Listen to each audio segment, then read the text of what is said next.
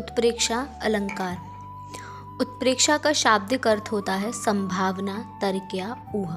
उत्प्रेक्षा का लक्षण संभावनम मतोत्प्रेक्षा प्रकृतिस्य समीनयत। इस लक्षण में प्रकृत का तात्पर्य उपमेय से और सम का तात्पर्य उपमान से है। उपमान को अप्रकृत भी कहा जाता है, अर्थात उपमेय की उपमान के साथ संभावना होती है। जहाँ पर उपमेय की उपमान के साथ संभावना होगी वहाँ उत्प्रेक्षा अलंकार होता है। जो उत्प्रेक्षा अलंकार होता है उसमें इस तरह के अर्थ होते हैं: की तरह प्रतीत होता है, की तरह लग रहा है, या की तरह का सा है, उसके जैसा है, या उसकी तरह दिखाई दे रहा है इत्यादि। साहित्य दर्पण के अनुसार उत्प्रेक्षा के दो भेद माने गए हैं: वाच्योत्प्रेक्षा और प्रतीयमान उत्प्रेक्षा। जो वाच्य उत्प्रेक्षा है उसमें इव आदि शब्दों का प्रयोग होता है और प्रतीयमान उत्प्रेक्षा में इव आदि शब्दों का प्रयोग नहीं किया जाता है। वाचक शब्द इव, मन्ये, शंके, प्रायः, ध्रुवम, नूनम, ऊह इत्यादि शब्दों का प्रयोग किया जाता है। इसके लिए एक पंक्ति है: मन्ये, शंके, ध्रुवम, प्रायः, नूनम इत एवं आदिभिः।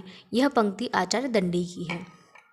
उदाहरण: लिम्पतिव तमो अंगानि वर्षति वाञ्छनं नवः असत्पुरुष सेवेव दृष्टया विफलतां गताः। इसका अर्थ है कि ऐसा लग रहा है, लिम्पति इव तमो अंगानि, इव मानो कि जो तम है, जो अंधकार है, वह अंगानी मेरे शरीर को है, मेरे शरीर के जो अंग हैं उनको लिम्पतिव लेप सा रहा है, और नव जो आकाश है वह उससे इव मानो अंजनम यानी कि काजल की वर्षा सी हो रही है।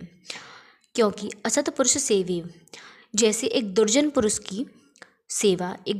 की जो सेवा है वह विफल हो जाती है, उसी प्रकार दृष्टि विफलताम गता, मेरी दृष्टि भी विफल हो गई है।